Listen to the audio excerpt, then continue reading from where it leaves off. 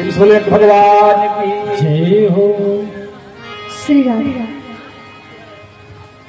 बोलिए श्यावर रामचंद्र की जय हो। प्यारे भक्तों, माता पार्वती जी का विदाई होता है और जब माता पार्वती जी का विदाई होता है, माता समझाती है कि पुत्री तुम जाना और ससुराल में किस प्रकार से रहना, सारी बात बताती हूँ। और महाराज माता पार्वती जी का विदाई होता है। माता पार्वती जी जितने साधु संत महात्मा हैं सभी लोगों की आशीर्वाद लेती है। महाराज मैं आप लोगों से बताऊं, जो भी अपने मस्तक पे चंदन धारण करता हो और श्री ठाकुर जी को भजता हो, भजन गाता हो, उस संत के हमेशा चरणों को छूना चाहिए। वैसे तो जो संत होते हैं वो अपने चरण किसी को छूने नहीं देते। क्यों? क्योंकि जितनी भी वो साधना किए रहते हैं, भक्ति किए रहते हैं, वो जो फल उनको प्राप्त होता रहता है, आप केवल उनके चरण को छू स्पर्श कर ले, उनकी सारी जो भक्ति की फल प्राप्त होती है आपको भी मिल जाएगा। तो महाराज मेहनत करे कोई और फल प्राप्त करे कोई और। इसलिए जितने भी संत होते हैं पैर नहीं छूने देते, और महाराज जो पैर छूने दे समझ लीजिए वो संत है ही नहीं। क्योंकि महाराज संत किसको पैर छूने देते हैं? जो उनके चेला होते हैं ना, चेला, उनको पैर छूने देते हैं, अपने चेला बनाते हैं, उसको पहले खुद मत्थन करते हैं, सारे पापों से दूर हटाते हैं, भगवान चिंतन में लाते हैं, भगवान के भजन करवाते हैं, तब जा करके अपने चरणों को स्पर्श करने देते हैं। महाराज कोई आए संत को पैर छू करके चला जाए और संत आराम से पैर को छूने दे, तो फिर वह संत नहीं होता, फिर वह गुरु नहीं होता। हमारे पूज्य श्री कहते हैं कि कद फूका गुरु हजार मिले, नहीं जिनको कछु ज्ञान। इस संसार में जो कान फूक करके चले गए, कान में मंत्र दे दिया, हम मंत्र को जाप करते रहे, भले उनको कुछ आगे जाने आए।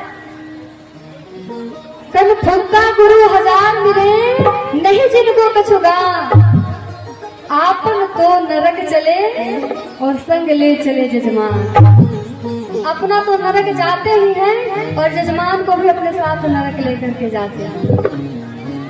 तो महाराज जो संत होते हैं, जो चंदन धारण करे, उनके चरणों को छूने का प्रयास करिए कि हाँ हम उनके चरणों को रज को पा जाए। हमारे जो ठाकुर जी है ना, परम ब्रह्म परमात्मा प्रभु श्री राम कृष्ण कन्हैया लाल जी, वो भी संतों के चरणों को छूना चाहते हैं कि उनके चरणों को मिल जाए, उनके चरणों को धूल मिल जाए। परम ब्रह्म होकर के, जब परम ब्रह्म होकर के वह संतों को चरणों के रज यानी धूल चाहते हैं, ऐसे संत होते हैं। वैसे तो संत अपने चरण को छूने नहीं देते। महाराज यहाँ पे पार्वती जी सभी संतों के चरणों को स्पर्श करे, आशीर्वाद ली और भूत भवन भगवान भोलेनाथ के साथ अपने ससुराल को चली गई। आकर के कैलाश पर्वत पे बैठी, भूत भगवान भोलेनाथ ध्यान से थे। उनके पास माता पार्वती आई। सुने सेवक भ्रम भंजन बचना,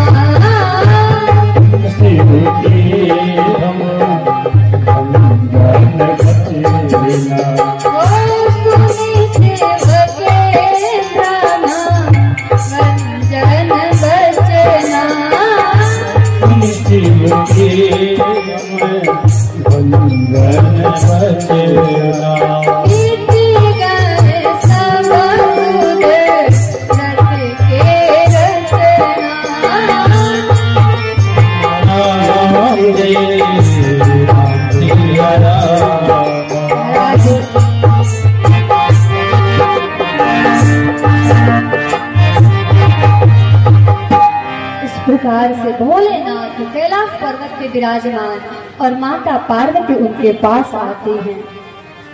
इस प्रकार से जब सती जी थी तो उनके मन में भ्रम हुआ था।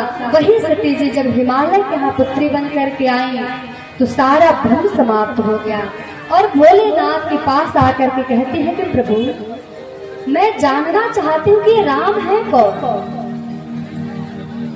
क्या वही राम है जिन्होंने अहिल्या जी का उद्धार किया? क्या वही राम है जिन्होंने